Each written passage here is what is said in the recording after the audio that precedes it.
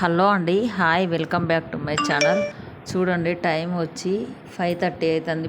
పొద్దున్నే ఇవాళ చాలా అంటే పొద్దున్నే లేద్దాం అనుకున్నా, కానీ లేట్ అయింది. అంత పొద్దున్నే మేలుక రాలేదు. చూడండి, ఇంత పొద్దున్న లేచినా కూడా పని అస్సలు తీరలేదు. ఎందుకంటే ఇవాళ మా ఇంటి దగ్గర మా ఊర్లో బోనాలు, అందుకోసమనే పొద్దున్నే లేచినాము. ఈ కిచెన్ దగ్గర చూడండి, ఇదంతా ఎందుకు ఇట్లుందంటే నిన్న మొత్తము ఇల్లంతా దులిపి చేసి అంతా చేసరికనే లేట్ అయింది. ఇక నేను నైట్ కొంచెం ఓపిక లేదు ఇవన్నీ సర్దటానికి, అందుకోసమే సర్దలేదు సాయంత్రము. ఇప్పుడు చూడండి, ఇప్పుడు ఇవన్నీ తీసరికి చాలా టైం పడుతుంది. ఆ డబ్బాలు, ఆ స్టాండ్ అవన్నీ తీయాలి కదా. కిచెన్లో ఎంత నీట్గా శుభ్రంగా ఉంటే మనకు ఆడవాళ్ళకి అంత ప్రశాంతంగా ఉంటాము, అంత వంట కూడా చేసేటప్పుడు ఇంట్రెస్టింగ్ ఉంటుంది కదా. లేకపోతే చికాకు ఉంటే సరిగ్గా వంట చేయరాదు, సరిగ్గా చేయలేం కూడా. అందుకోసమని మనం ముందుగా కిచెన్ నీట్గా ఉంచుకోవాలి. ఈ కిచెన్ నిన్న సాయంత్రమే చేసుకునేది నేను ఎప్పుడైనా, కానీ నిన్న కొంచెం ఇంట్లో వర్క్ అయ్యేసరికనే కొంచెం చాత కాలేదు, అందుకే చేయలేదు. ఇప్పుడు చూడండి దీని పని ఎంత ఉంటుందో. ఇక చాలా అంటే టైం పట్టింది బాగానే. ఇవన్నీ చదిరి ఇవన్నీ బయటేసి మళ్ళీ అక్కడ పైపుతో నీళ్లు పట్టాలి కదా. నీళ్లు పట్టి పొద్దున్నే ఇంకెవరు లేవలేదు మా దగ్గర. ఈ కిచెన్ అంతా ఎందుకంటే ముందే మళ్ళీ అవి బయటేసి ఎందుకు చేస్తాను, అవి తోమొచ్చు కదా అని కొంతమందికి డౌట్ వస్తుంది. ఎందుకంటే మనం అక్కడ ఇదంతా నీట్గా చేసుకొని పోయి ఇదంతా కడిగినాం అనుకోండి, ఈ వంట రూమ్ అంతా కడుక్కొని బయటకు వెళ్తే మనం అట్లా తోముకొని వచ్చేసరికనే ఈ కడిగిందంతా నీట్గా ఆరి మనం వంట పని ఏ పని చేసినా కూడా కాళ్ళకు చేతులకు అట్లా నీళ్ళు మురికి అంటకుంటుంటుంది. లేకపోతే మనం ఆరక ముందుకే మళ్ళీ మనం వంట పని మళ్ళీ బోళ్ళు తెచ్చి ఇంట పెట్టుడు, ఈ రూమ్లో కిచెన్లో మనం అటు ఇటు తిరుగుతూ ఉంటే ఇదంతా మళ్ళీ జిడ్డు అవుతుంది, అంతా మరకలు అవుతాయి మన కాళ్ళకున్న మట్టి. అందుకోసమని నేను ఎప్పుడైనా ముందుగా ఏదన్నా కిచెన్ కడగాలన్నా, కిచెన్లో క్లీన్ చేయాలన్నా ముందుగా అలా చేసిన తర్వాతనే బయట పని అంతా చేసుకొని వస్తా. అట్లయితేనే కొంచెం నీట్గా ఉంటుంది, లేకపోతే అంత జిగుడుగా కాళ్ళకు అంటున్నట్టుగా ఉంటుంది.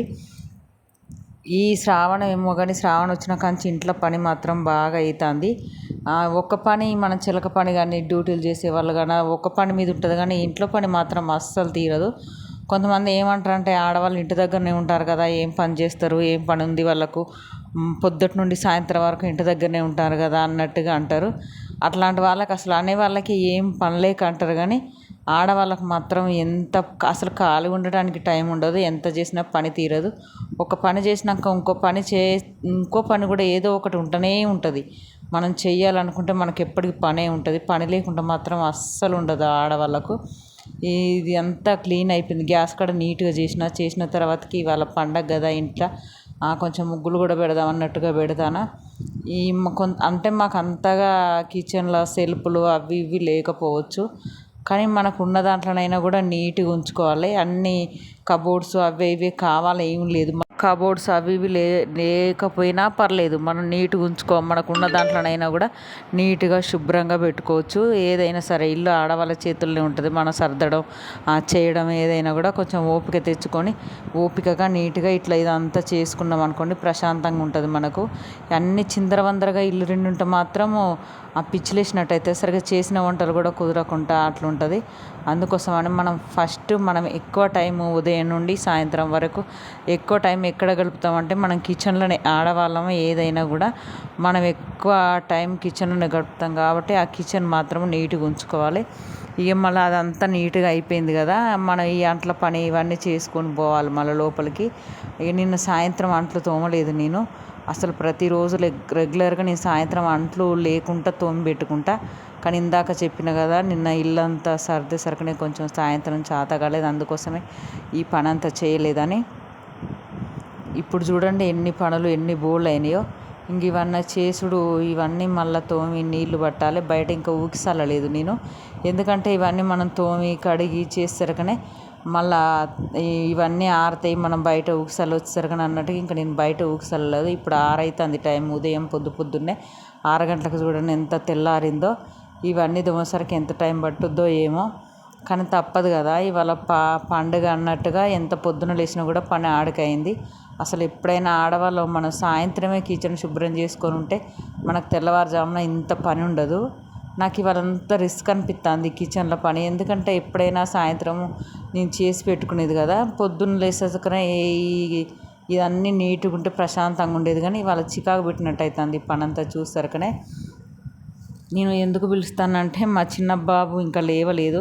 లేనాన్న నల్లొస్తుంది అని పిలుస్తాను వాడిని. ఇక కొంచెం పొద్దున్నే 6 అవుతుంది కదా, అట్లా పిల్లలు లేవడానికి కొంచెం ఇబ్బంది పడతారు.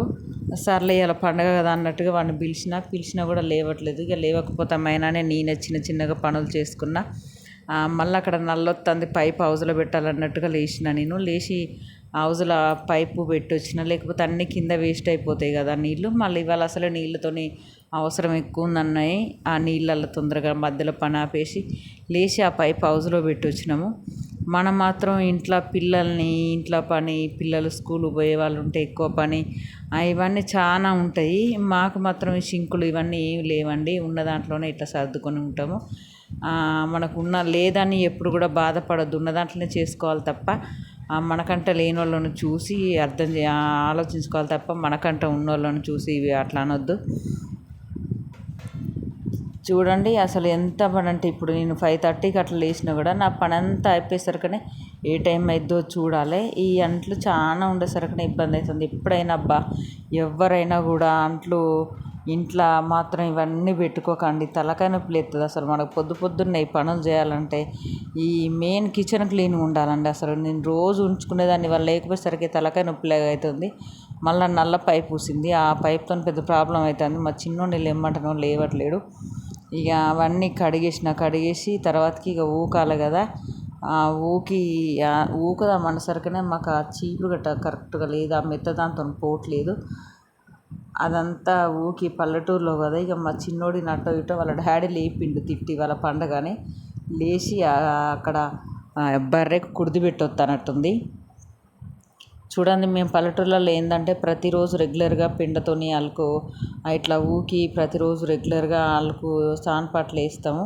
మనం నీళ్ళతోని పైప్తో అటు ఇటు కొట్టేదైతే తొందరగానే పని తీరుతుంది. కానీ అట్లా కాదు కదా, ఇదంతా మళ్ళీ చిక్కగా పిండ కలిపి చల్లితేనే నీట్గా ఉంటుంది. లేకపోతే అంతా చికాకు మన ఏమంటారు దాన్ని, రౌతులు అవి ఇవి లేచి ఉంటాయి. అందుకోసమని మేము రెగ్యులర్గా ఇట్లా బకెట్లో ఒక పెండ కలిపి చిక్కగా చల్లుతాం. వాళ్ళకు చిక్కగా చల్లితే నీట్గా ఉంటుంది, సాఫ్గా ఉంటుంది, మంచిగా ఉంటుందని ప్రతిరోజు రెగ్యులర్గా పెండ కలిపి చల్లుతాం. ఊర్లలో ఎవరైనా అంతే, నేను ఒక్కదాన్నని కాదు, ఎవరొకరని కాదు, అందరూ ఎవరైనా సరే ఇట్లా పని చేసుకుంటారు. అసలు మా కాడ ఏంటి తెలుసు, అసలు వర్షం వచ్చినా కూడా ఊకి చల్లుతారు. కొంతమంది వర్షం వస్తుందిలే అన్నట్టు ఊకుంటారు కదా, అట్లా కాదు. మా దగ్గర వర్షం వచ్చినా సరే చేసుకుంటూనే ఉంటారు. అబ్బా ఈ ఆడోళ్ళ పని చూడండి, ఈ పని ఎంత చేసినా కూడా పని తీరదు. ఉదయం నుండి సాయంత్రం వరకు ఇంత పొద్దున లేచినా కూడా పని ఒకటి వెనుకొకటి ఉంటూనే ఉంది చేస్తా అంటే.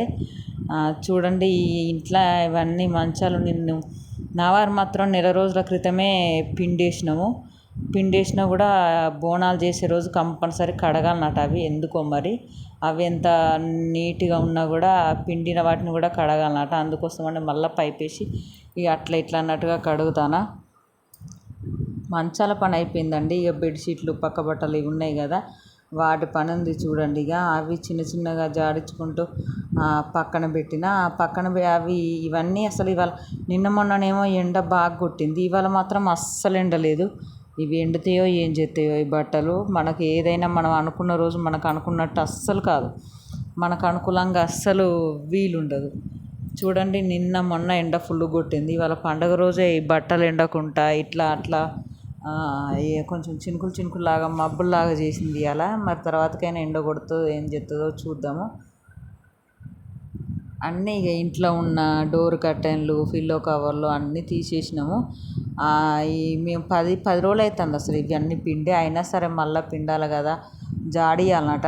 ఆ బోనాలంటే ఆ రోజు కంపల్సరీ జాడియాలన్నట. అందుకోసం అని నీట్గా చేసుకోవాలని ఇవన్నీ చేస్తాము. వీటికి కూడా ఇవాళ మళ్ళీ ఎందుకు కొంచెమే వచ్చిపోయింది. చూడండి మనకు ఏదన్నా అవసరం ఉన్నప్పుడు ఈ కొంచెమే వచ్చింది. ఈ బట్టలు ఆరుతాయి అంటే ఎండ కొట్టట్లేదు. మనం ఏదైనా మనం అనుకున్నట్టు కాదు. ఇట్లా ఒక్కొక్కసారి మనకు ఇబ్బంది అవుతుంది. మనకు కావాలన్న నాడే ఇట్లా మిస్ అవుతూ ఉంటాయి. ఇక ఉన్నాయన్నీ జాడించి నిమ్మలంగా అవి తొందర లేవట్లేవు అసలు పక్క బట్టలు.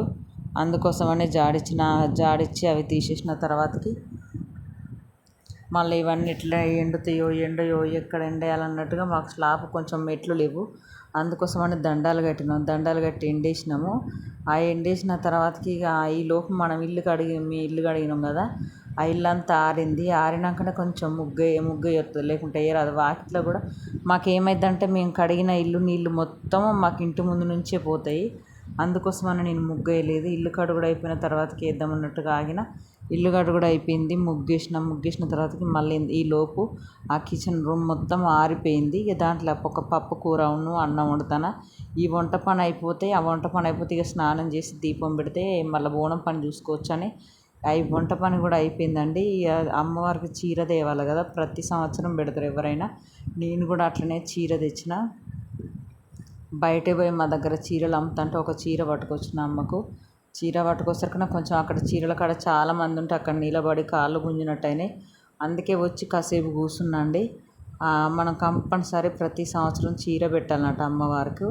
అందుకోసమని మేము కూడా ప్రతి సంవత్సరం పెడతాం. ఈ వీడియో మీకు నచ్చినట్టయితే లైక్ చేయండి, షేర్ చేయండి, సబ్స్క్రైబ్.